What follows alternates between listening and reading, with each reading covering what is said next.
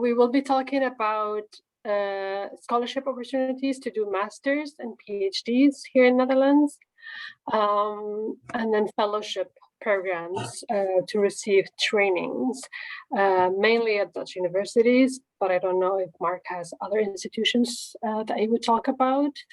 And we're also hoping that Mark can also discuss some funding opportunities for your change-making initiatives. Mark works for Nuffic. Nuffic is a governmental organization here in the Netherlands, part of the Ministry of Education, that works on internationalization of education in the Netherlands. The world.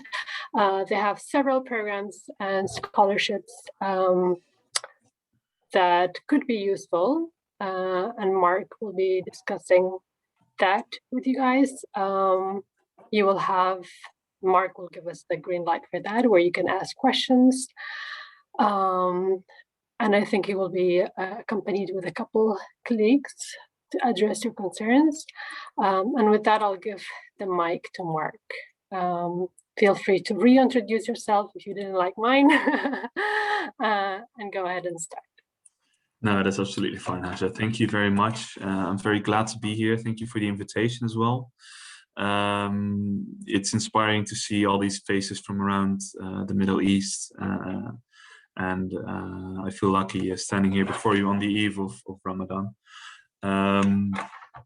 My name is Mark Vlechter-Koning. I work for Nuffic, as Haja mentioned already. We are the Dutch Organization for Internationalization in Education. We're not completely part of the Ministry of Education, but we work for them a lot. We also work for our Ministry of Foreign Affairs and for the European Union. I will also talk about that a little bit in my presentation. I will today be talking about the different opportunities we have for scholarships as well as tailor-made trainings, but I've also included some general information about the kind of activities that we've funded in the region, more so as an inspiration perhaps for you as change makers, as young peoples with visions, hoping that it may be something that be of interest to you. As I'm Dutch, I don't mind you interrupting me, telling me what you like or what you don't like. Please be very direct. Please be very free to ask any question you would like. You're very welcome to do so. And I will also pause regularly to allow for any questions that you might have. So before we start, is there anything else about me you would like to know? I guess that's a no. That's good because I'm not that interesting anyway. Let me just put the presentation on the screen. There we go. So that's me. I've talked about this. I've also talked about, there we go. This works, right? Okay. I've talked about this. We are the Dutch Organization for Internationalization in Education. We work for different sectors of the Dutch government as well as the European Union. And I have a few video clips for you, which I would like to show you because it will give you a bit of more information about the Dutch school system and about the Orange Knowledge Program. So I'll start with those, but I think I'll have to figure out why this isn't working first.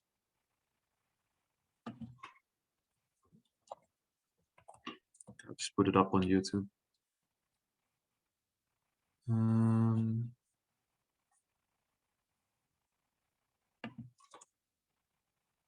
Give me one moment to find it.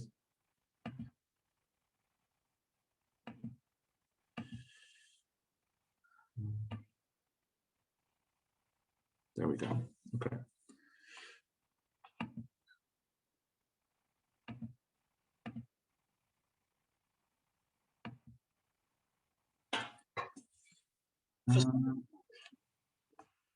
There we go.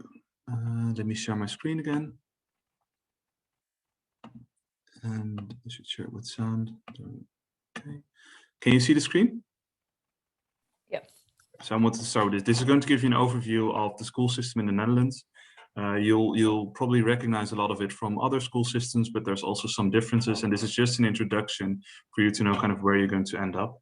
And afterwards, I'll be talking more about the specific opportunities that there are for you to either come here, but this will give you an overview. There will also be a bit about it about secondary and primary education. You can just skip over that. In the Netherlands can seem quite confusing. Can you hear this? Well, in fact, it is pretty easy to understand. Let me help you. Children in the Netherlands are obliged to go to school. So at the age of 4, they go to primary school for 8 years. When a pupil finishes primary school, she can continue to one of 3 different types of secondary education, depending on the pupil's level. Preparatory secondary vocational education is vocationally oriented and takes 4 years. From there on, a student can go on to secondary vocational education. This prepares students for work or a work-related study program. Its qualification levels range from 1 to 4, with 4 being the highest level. After primary education, a pupil can also go to pre-university education. This is a 6-year-long secondary education track designed to prepare students for research university, where they can obtain a Bachelor of Arts or Science or Laws. After that, a student can continue studying to get a master's degree and do a PhD. So far, the school system in the Netherlands seems very similar to systems in other countries. But here comes the part that makes it different from most. Between university preparatory education and preparatory secondary vocational education, there is another line of education a pupil can follow, called Senior General Secondary Education. This is 5-year-long education that prepares them for studying in higher professional education. Higher professional education is taught at universities of applied sciences. This means that besides theoretical knowledge, the students will get practical, hands-on experience through internships, group work, and so on. A completed first year of higher professional education also grants access to the first year of a bachelor's program at a research university.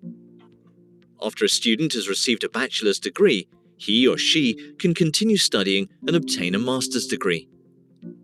Together, these 8 qualification levels make up the Dutch qualifications framework.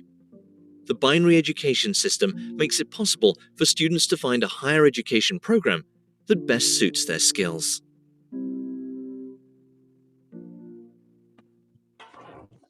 So, as you can see, the Dutch education system is a little silly in the way that we have an extra level between vocational education and regular universities, which is universities of applied sciences. And those universities focus on the combination. Why is this playing? Sorry. So this level of university focuses very much on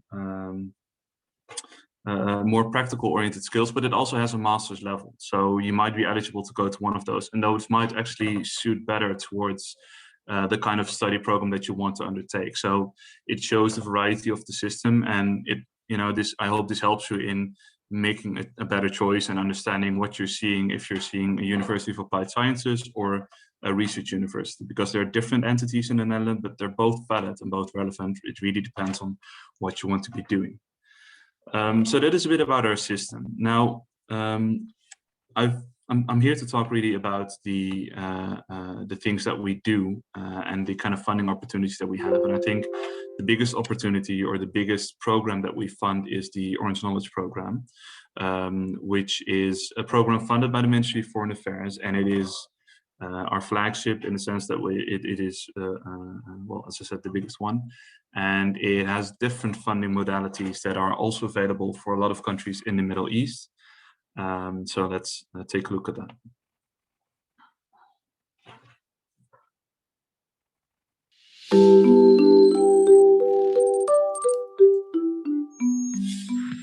Education is the engine for growth. It is key to the sustainable development of societies. It promotes social and economic growth. Therefore, the Netherlands government includes education in its development policy by funding international programs. The Orange Knowledge Programme offers access to education and training so that professionals and organisations can strengthen their knowledge and skills. Depending on local demands, we can fund scholarships for professionals, tailor-made trainings, long-term partnerships between Dutch and local educational institutions, and alumni activities. The programme is available in 52 countries on different levels.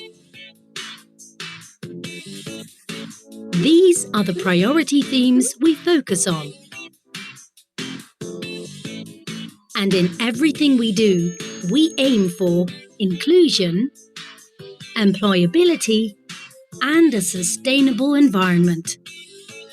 By mid-2022, thousands of people will have received education so they can change their future.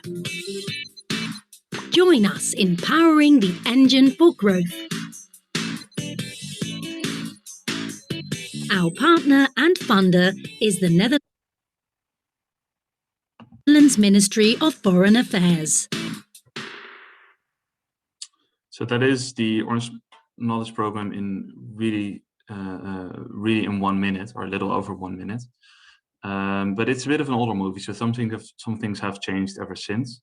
The general outline is still correct, though. It is our global development program that we try to, in which we try to strengthen the capacity and knowledge of both individuals and organizations. So both you as a professional or your organization could benefit from this program. It is available in 38 countries, among which a lot of countries in the Middle East as well.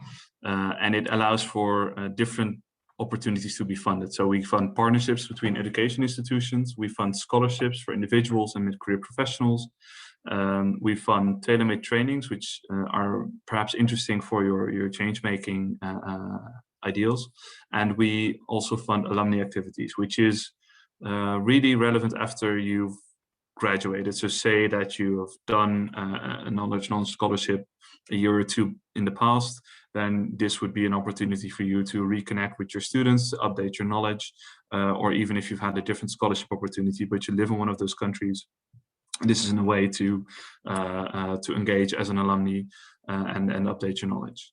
And as said, this is funded by the Dutch Ministry of Foreign Affairs.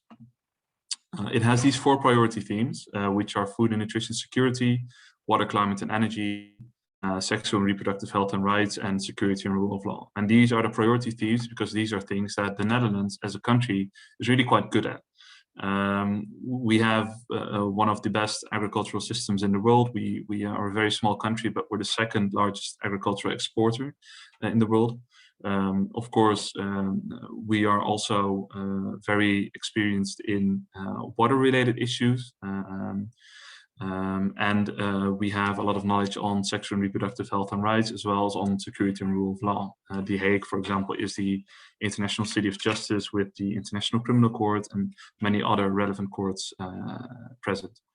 In addition, while giving scholarships and in the things we do, we try to always be mindful of things like gender and marginalized groups and other types of things that may foster inclusion. People with disabilities, LGBTIQ people, all those kinds of people we try to include in the program as well and give opportunities. Furthermore, we are focused on providing opportunities that also lead to employability and lead to private sector development. Because while education is a right in itself, it is also a means to build a future for yourself. And you do that by, getting a job and getting the opportunity to fend for yourself. And we finally think that it's incredibly important to be environmentally sustainable. So both in the study programs that we offer, as in the projects that we do, we place a focus on the environmental sustainability of what we do, what we fund.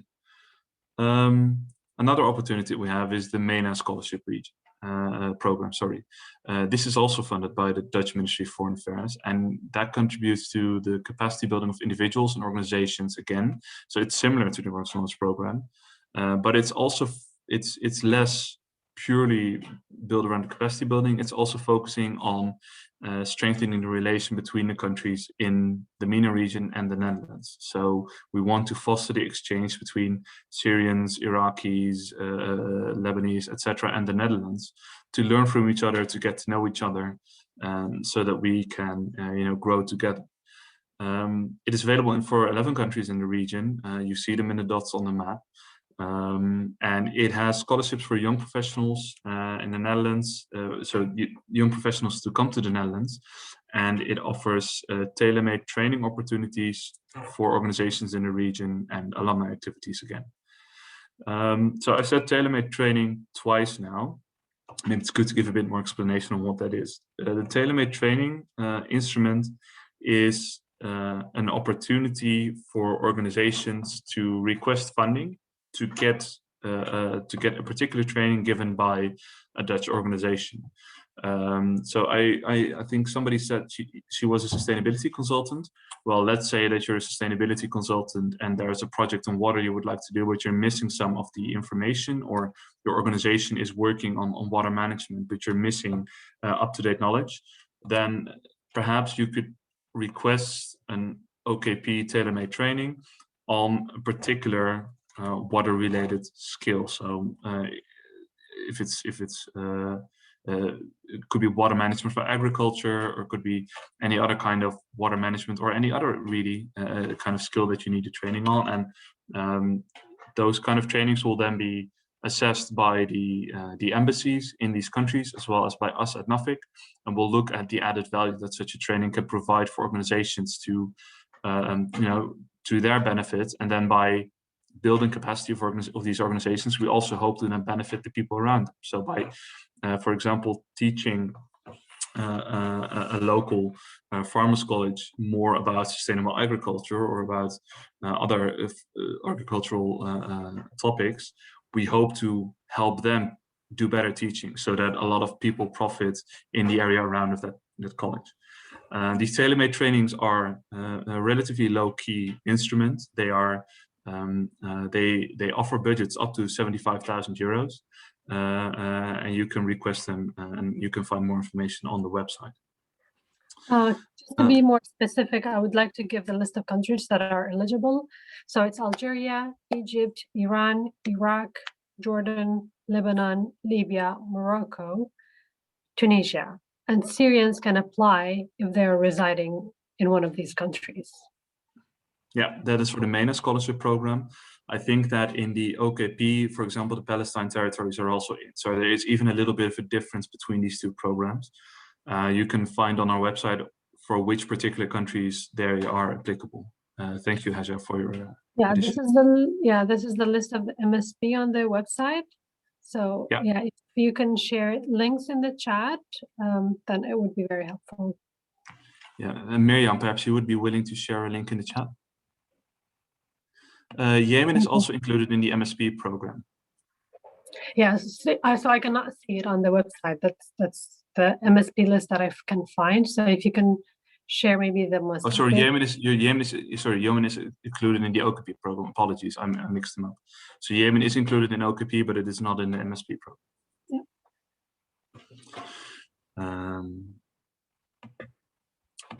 Next one, just to get a bit of an idea on the MSP. Furthermore, there are some priority themes, but they're usually based around the local needs and the strategy of the Dutch ministries. As we were talking about, this program is also very much about getting to know the countries and giving the countries the opportunities to get to know the Netherlands and vice versa. Which means that we tailor-make it to the needs of the local country. And that the Dutch embassies usually have a big role in assessing these. However, throughout the programs, we do have a few larger goals, which are again to include gender variety and marginalized groups, to foster economic growth and employment, and to foster rule of law and the acceptance of cultural and religious differences in societies. Let me check the chat. Yeah, thank you, Miriam. So Miriam already gave some links. I think they're also in the presentation, and we can share the presentation after, so you can then spread that around to all the participants, so they can at home also look back. Yeah, very welcome. Now, how does it work if you are looking to apply for one of these scholarships? So there's a step guide on the left. First, we have to you have to check if the application you're looking for MSP falls within the focus areas determined for your country. And once again, this is different for every country. So really be specific about this. Really look at if for your country, the thing you are looking to study in the Netherlands is applicable. Then there are eligibility criteria for the MSP that you have to meet, and you have to find a relevant course on the course list. So for the MSP, there is a course list available of courses that you can follow as part of the program. And then if you think you are looking for training within one of the themes that are applicable for your country and you meet the criteria, then on that list you could have a look and see if there's a particular course of your interest. Now, what is also always important is that an employer is nominating you for an MSP scholarship, so that there is a professional relation between you and an employer that is vouching for you to also show that once you get back, you're going to apply these skills directly in your professional environment. Step 5 is then to contact the Dutch Education Institute of your choice, and that will allow you to receive more information about the application procedure at that particular institution. And then you can follow the apply link online. Well, once you've been accepted, then you can prepare your application. Once you've been accepted, you can then prepare your application, including all the required documents such as employer statements, motivation letters, and a passport. And sometimes government statements are also required, but this again differs per country. Then you can submit the application through the link you've received, and that will then be assessed by the institution and by the embassy and by Nuffic. For the MSP, the next scholarship application period starts at September 1st, and it runs until the 12th of October. So if you start thinking now, you have about a little under half a year to start writing your ideas down and to start preparing your application. The next OKP scholarship application is sooner, however, that opens in May. Both of these programs are, one moment. Both of them are available there's a lot of information available online, and you can find it through the links that are already in the PowerPoint. There was a question you said, Heza. Yeah, so as you know, unemployment is one of the biggest issues in the Middle East. What if someone is not employed and they would like to participate in one of these programs? Then unfortunately they're generally not eligible. Miriam, you could, if there's, I'm not sure if there's any particular circumstances under which they are eligible, but generally speaking, we work with mid-career professionals, at least for these two scholarship programs, because we want to have that link between studying in the Netherlands and then providing impact directly on the job and in the environment that you're returning into. Say if we train somebody that is out of a job and returns to a situation where he or she is still out of a job, then the question is, of course, if you're reaching the same level. Now, this is a choice. This is a policy choice that has been made, and we can debate about whether it's the right choice, but this is unfortunately how the program is structured. There are also, however, other opportunities for people that don't require you to be employed, and I can get into that later in this presentation as well. Great, thanks. Any other questions? I don't see questions in the chat, so yeah, maybe we can. Yeah. Sorry to interrupt. I just lost my connection when you're talking about the countries that are included. I'm just wondering if Palestine is included or not, because I lost my connection when you were saying them. Palestine is included in the OKP, but not in the MSP program. Yeah, I sent the list in the chat. So if anyone has questions about countries, I have to send it in the chat. Yeah, if you send it, perfect, thank you. Yeah. I also see a question from Linda. Yeah, I have a question. What if your university is not accredited? If your home university is not accredited, you mean? Yeah. Well, I don't think that is a problem. It is not, you don't have to be at an accredited university to come to the Netherlands. It's not an exchange program, it is a scholarship. If you're eligible for the scholarship, you're welcome to come. But what I can imagine that is if you haven't done a study at the accredited university, that you might get questions from the institution that you want to study at to verify your level, etc. But that is really up to the individual institution that you're looking to study at to make a decision on. But there is no barrier on having a degree from an accredited or a non-accredited university to come to the Netherlands or to study in one of these programs. That's not there. What is important is that you want to come to a Dutch university that is accredited and that is part of this program. To elaborate on that, Linda, I assume that if you're studying at a university at your home country, it has to be accredited by your home country. Otherwise, the university would shut down.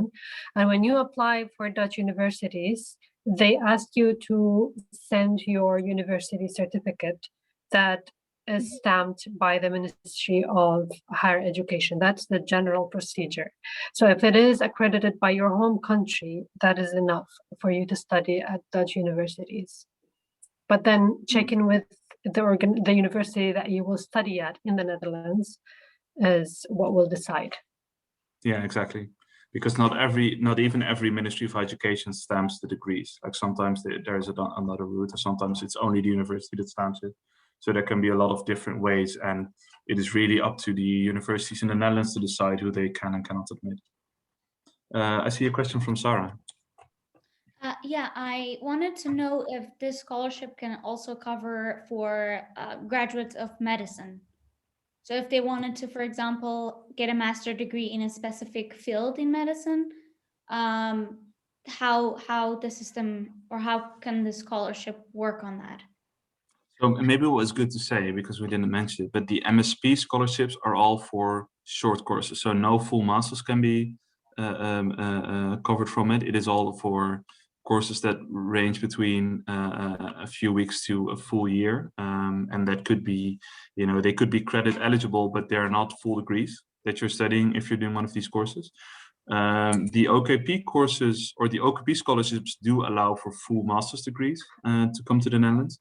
I think, like as you saw, generally speaking, health is not a priority theme, but it could be that there are individual countries or individual embassies that still allow it. Miriam, maybe you could also give some input on this particular question, because I'm not sure how flexible they are with this related to, for example, health or another program that is outside of the regular 4 themes. Hello, sorry, I'm just joining the meeting.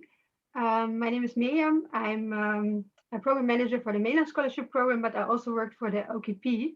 So perhaps I will try to answer your questions. I had a dental surgery last week, so sorry that I speak a little bit strange. I will try to speak normally. So your question was if it is possible to do a master for medicine.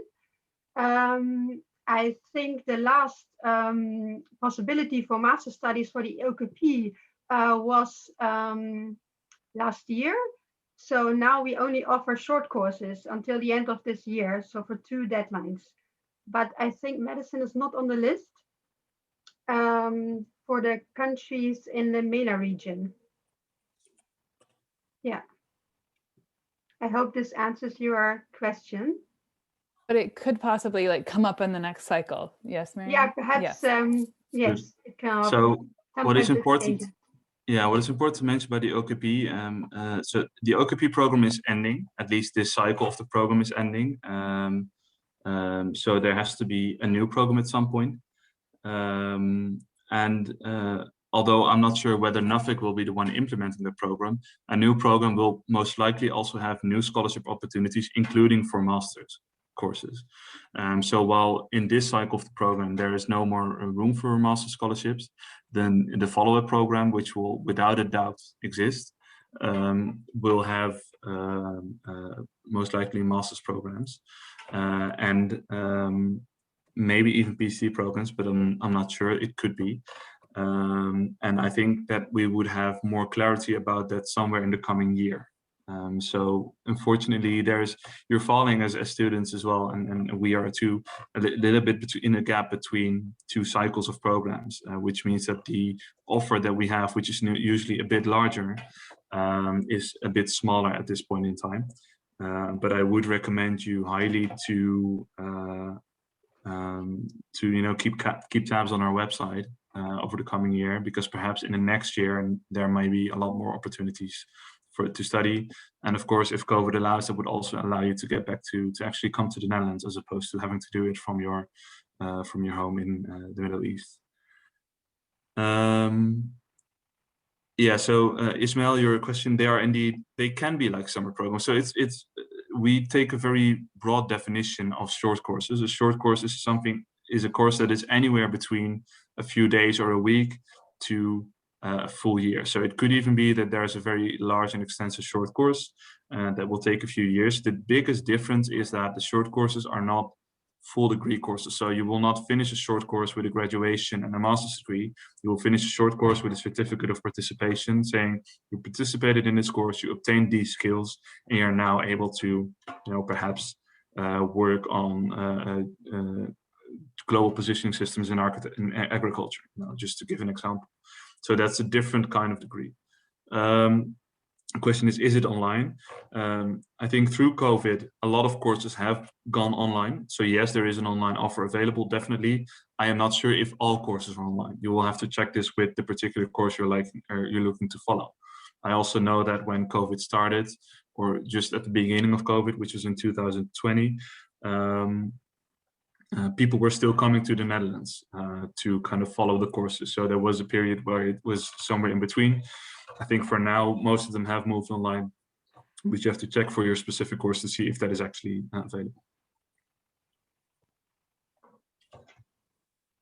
Okay, so if these are the questions for now, perhaps we can continue. I also wanted to show you a bit about the Netherlands Alumni Network. So every time you've done a course in the Netherlands, be it well, if you have a link to the Netherlands as an alumnus, so be it as a regular student that has gone there on his or her own volition, as part of a Nuffic scholarship or any other type of scholarship, you can become part of the Dutch Alumni Network around the world. And we have 12 communities in the MENA region as well. So of course you have to have studied in the Netherlands to be part of it, but we can bring you in contact with alumni ambassadors if you would like to know what it is like to be studying in the Netherlands. So if you have questions for people who have experience studying in the Netherlands, or if you generally have questions about, how it was, or anything you would like to talk about these alumni about, you can email to alumni@nuffic.nl, and we can bring you in touch with somebody from your own country to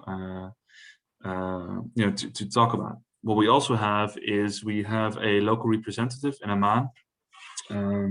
He is our MSP officer. He does most of the promotion for the alumni events and in the Middle East region. And he's also very welcome to, also very willing to be in touch with you to give you more information about the opportunities we have on offer. And the upside is that he also speaks Arabic. So if that is more convenient, you're also very welcome to communicate with him. So what I wanted to show you finally is I was talking about these tailor-made trainings, right? About what kind of opportunities they've offered, and this is an example of one. So one tailor-made training that we've offered through the MSP program is that we've supported Syrian community workers in Jordan on dealing with gender-based violence. So what we did is we funded a training in which we trained trainers on what exactly gender-based violence is, how you can deal or cope with it, what you can do to mitigate the risk of it. So how you can really support and prevent gender-based violence as a Syrian community worker. And this is just one of the different trainings we've offered. There's plenty more as well that we've done. And I think these are the kinds of opportunities that we want to fund. So if as a change maker you have a great idea on kind of a training that you would like to do, or kind of a project that you would like to start that is education related, then perhaps this tailor-made training opportunity is something that you could look to see, well, and maybe this is something that we can make fit.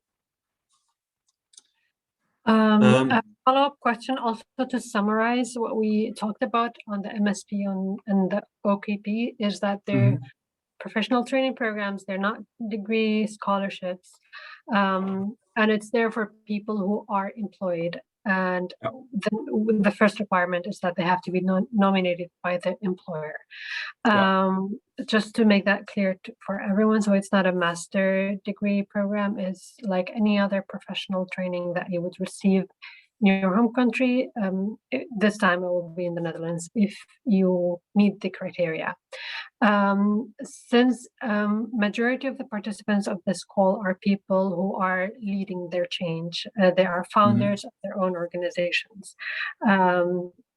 So can they nominate themselves as a founder of an NGO that is registered in those countries? Is that enough?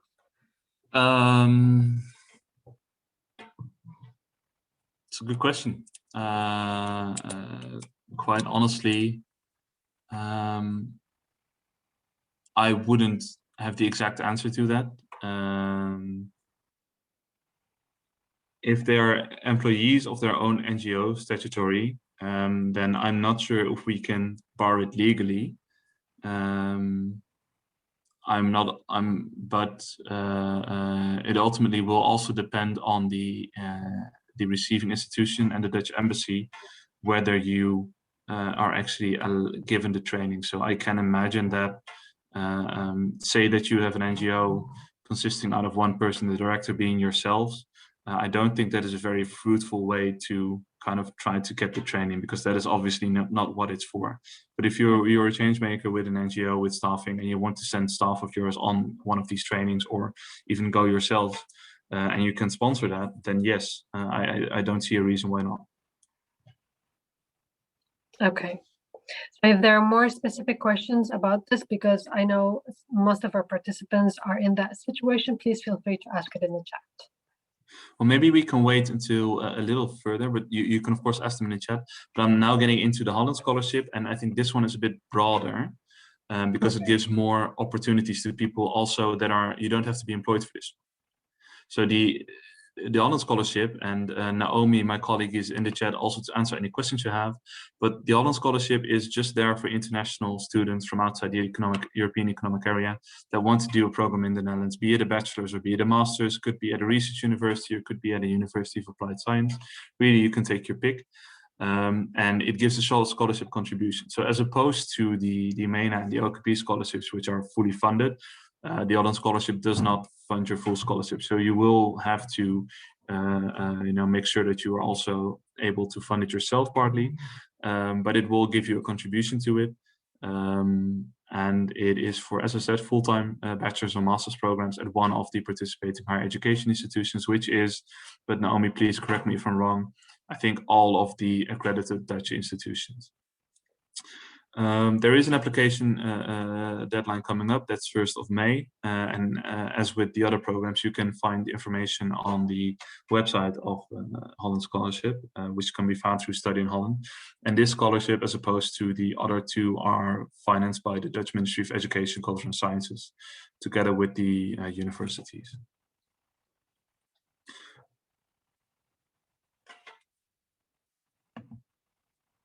Any questions so far?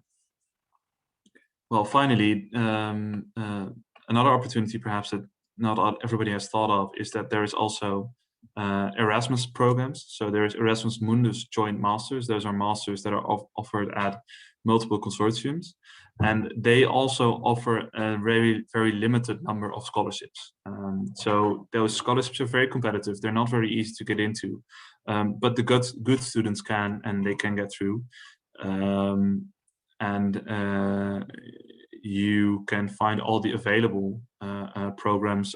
As I said, I will send you the presentation after. But there's a catalog of programs, and it goes across all kind of different types of study fields. So on the one hand, this just gives you an idea of what's available in these type of master's programs. But on the other hand, there is also an opportunity here. If you're an excellent student, if you really have a great idea or a huge motivation, or you can make it work, then this is also an opportunity to come to the Netherlands or even to Europe, studying in multiple countries as part of these joint master degrees. Finally, if you're currently at a home institution that is part of the Erasmus Plus programs, you can also do international credit mobility. But I think most of you might know that as students or ex-students, where you can come to the Netherlands as part of exchange agreements between Dutch universities and universities in the region. Those will differ per home university even. So you can, if you would like this, you should contact your own university to see if they have any contracts with Dutch universities. That would be an option. What are the requirements for Holland Scholarship Programme, like minimum GPA? And Naomi, maybe you would be willing to answer this question?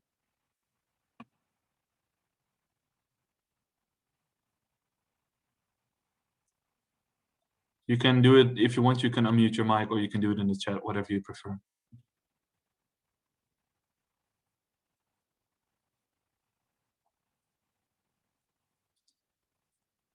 Okay, so imagine, I imagine Naomi is now typing a reaction to diary, so I'll respond, and if she hasn't gotten back to that, Becca, maybe you could unmute Naomi. There we go. No, oh no, it doesn't. If she does, she just I've clicks asked her to on- unmute, but yeah.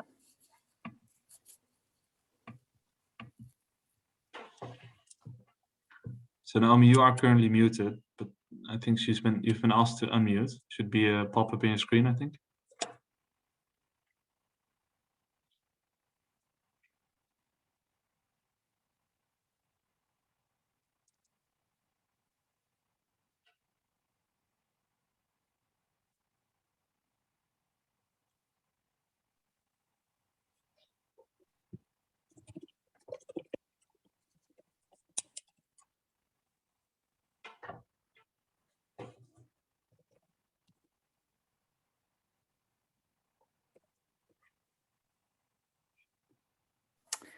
Naomi, I think maybe we're having some trouble with your mic. I wonder. Oh, there you are. Cool. I think it's working now. Yes. Yeah, it Can you is. hear me? Excellent. Okay. As far as concerning all the different universities, there are no specific requirements for the Holland Scholarship Programme regarding the GPA. But it does require a motivation letter, etc., right? So you have Yes. so and are the requirements different per university, or are they all the same? They are all the same. Okay, So the sheet, I will send the link in the chat, which will put you to the requirements. And you can find these per university. They are listed on the website. Ismail, all countries outside the European Economic Area for the Holland Scholarship. So you're competing with the rest of the world. And so we're competing for the rest of the world. Are there like spots regionally, or is everybody in the same pool? I think everybody's in the same pool. Naomi, could you confirm? Yep. Okay. So I sent the link to the website, and you can find all the listed countries here in the Netherlands with the special website to the Holland Scholarship Programme website.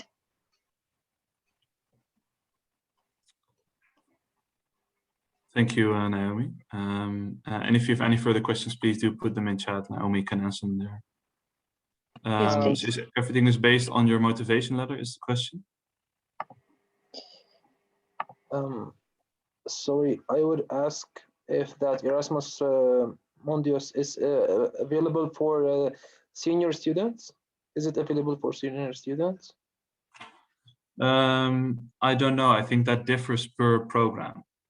So I think it is up to these programs themselves to decide how they distribute the scholarships. And you would have to check with the program that you would like to follow. Okay. I got it. Thank you so much. You're welcome. Naomi, so the question of Ismail was that the whole Holland Scholarship is based on your motivation letter. Is that correct? Your application? Yes. Yeah. So if you're eligible, then it's about getting the best motivation letter. Yeah, and you are not allowed to be a graduate at a Dutch university already. Yeah, so you can't have studied in the Netherlands before. It has to be your first program. Naomi, please correct me if I am wrong. I think the process is you apply to the university, you're admitted, and then Correct. you submit another application to the university asking for the fund. Correct. So we are in great contact with all universities, and they sent us all the applications. And there is a specific deadline for when you can apply for the funding, so you have to apply very early. Make sure that you get the admission letter from the program that is qualified for funding, and then you apply for the funding after that. Yes, so the universities, they are the ones who send out the letters to all students. The application round, it opens 1st of November, and then per university it differs whether the application round closes in February or May.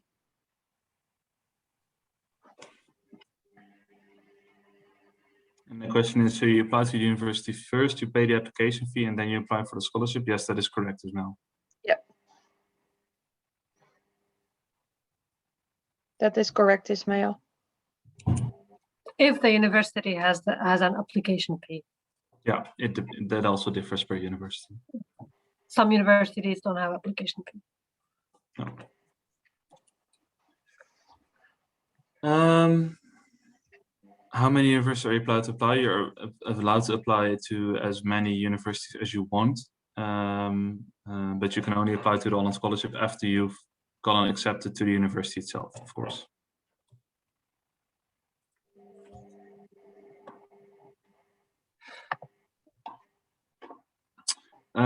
Then I think that is it for the scholarships. What I wanted to end with was a little bit about the rest of our work in the MENA region. So I've talked about the MENA Scholarship Programme. I've talked about the Orange Knowledge Programme, about the opportunities that are in there for changemakers, mostly about the tailor-made trainings, which are the small program availabilities, and a bit about the scholarships.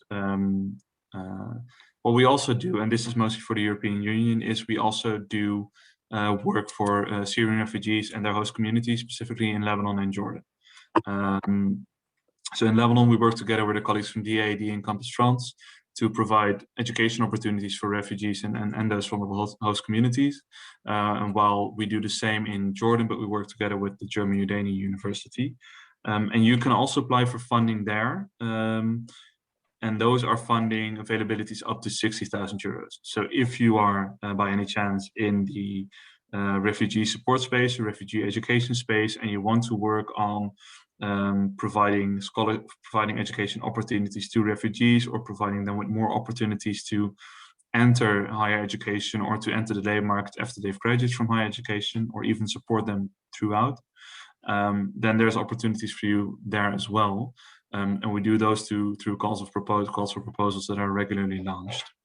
One of these opportunities, this is one of my favorite projects. You can read it later, but we did this together with the American University of Beirut.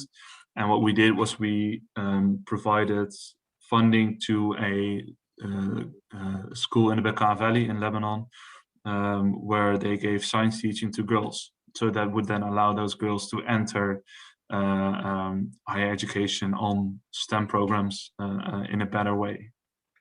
I think these kind of projects we also fund under these European Union funded programs, and we're always looking for good projects there.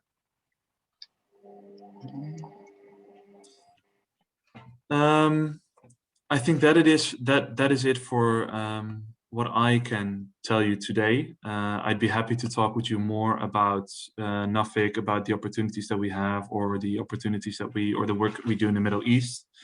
I hope this was enlightening. I do realize that currently there is not a lot of opportunities for master's programs. That has a lot to do with the fact that we're in between these cycles, but I still hope that there might be something in there for a few of you. And I also really hope that you take a good look at the tailor-made training options that might allow you to, make a bigger impact in the work that you're doing. So thank you at least for listening to me. And if there's any more questions, I'd love to hear them. Thank you, Mark. I don't think we have anything else after this. So if you guys don't have questions, we will end the call. So it's important to ask your question now. I actually have, perhaps, Mark, just as we're thinking about there may be, more cycles coming up and that kind of thing, what's the kind of best way to be aware when these calls do open? Because sometimes they can take so long to kind of circulate, especially to some of our, our universities that are less kind of in the main circle. Yeah. So we have social media accounts on Facebook and LinkedIn. They're called, I think, @Nuffic Global Development. At least that's the Facebook one. I'm not sure if that's also the LinkedIn one. And I think we even have a Twitter account as well. But you should follow those. There's also a newsletter for the OKP, which is sent out regularly, which will automatically tell you when there's a new call available. And once we get there, and if we are the ones implementing it, it will also probably discuss the follow-up cycle to OKP as soon as we have more information on that. But unfortunately, we don't at this point. But I think our social media platforms, those are the ones you should start with, because those really always broadcast all the different types of opportunities that we have.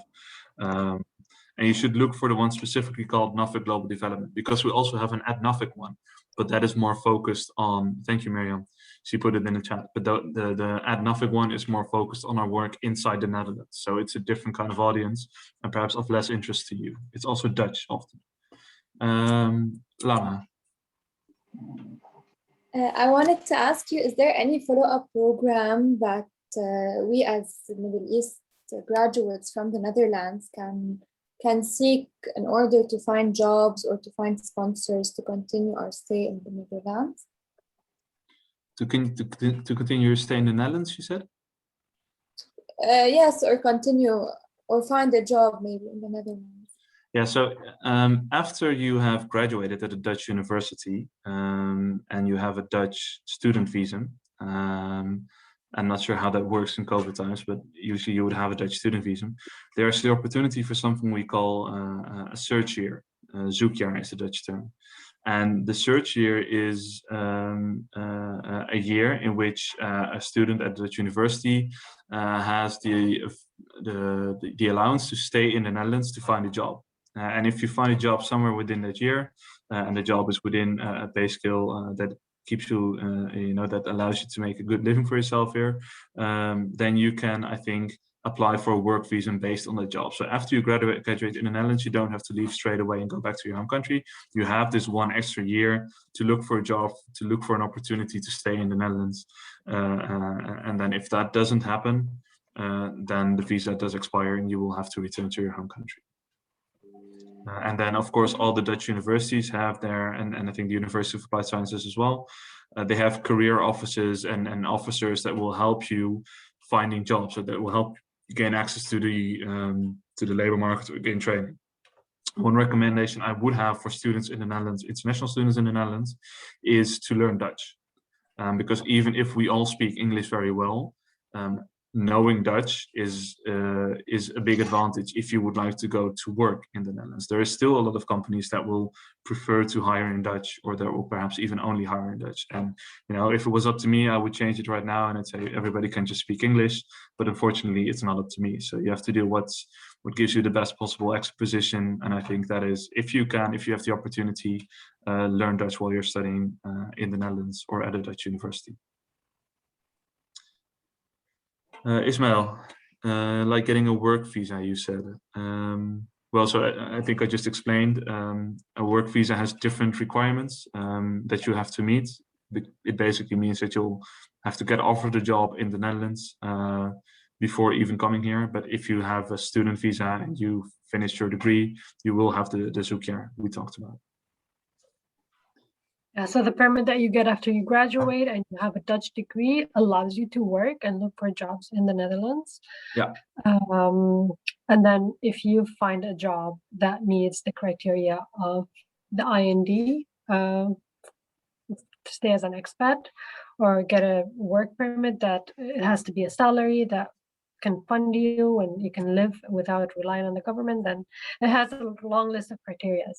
But what Mark said about learning Dutch is very, very important.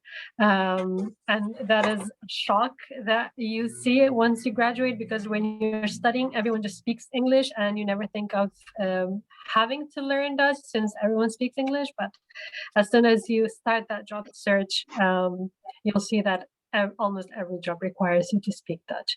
So it's very important, if you ever end up studying in the Netherlands, you learn Dutch while you're studying. I was very lucky that I got a PhD offer when I graduated. Otherwise, it would have been very difficult for me to stay after my master's.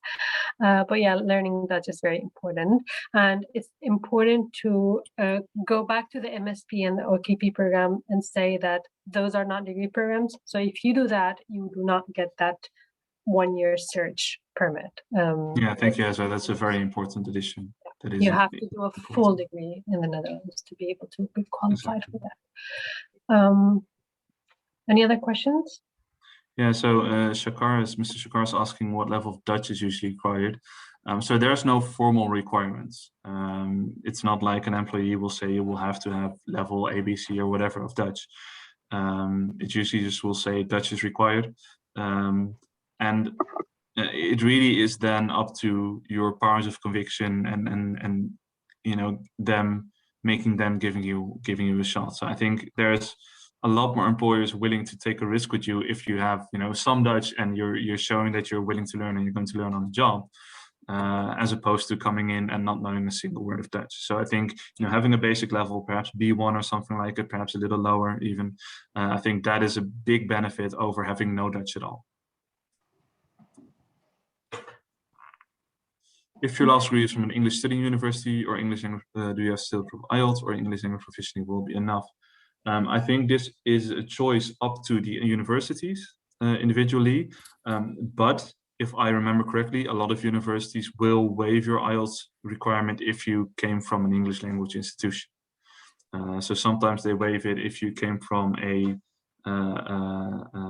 English language country, or they will waive it if you come from an institution that was English language degree. But I'm not sure. It really depends on your institution. I can't say it as a broad sweeping statement. Amira, for those doing 1-year volunteering programs with Erasmus in the Netherlands, is there any possibility for joining other programs or work opportunities? I honestly don't know beyond what we've discussed about the opportunities to study in the Netherlands. So I think, you know, it is possible to do an internship in the Netherlands, but that will require you to be able to come to the Netherlands with all the visa requirements that entails.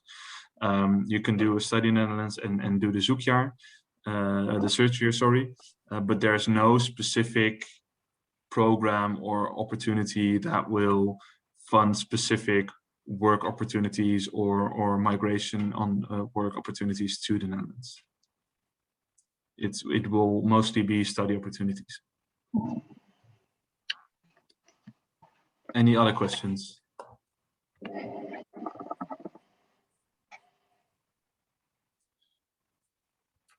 I guess not. I guess not. I guess that wraps it up. I wanted to wish you all, for those celebrating, of course, a very happy Ramadan. I am always available for questions, as are my colleagues Miriam and Naomi.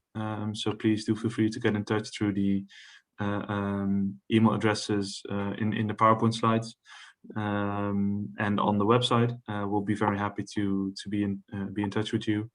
And I hope you have, I hope you've found it useful.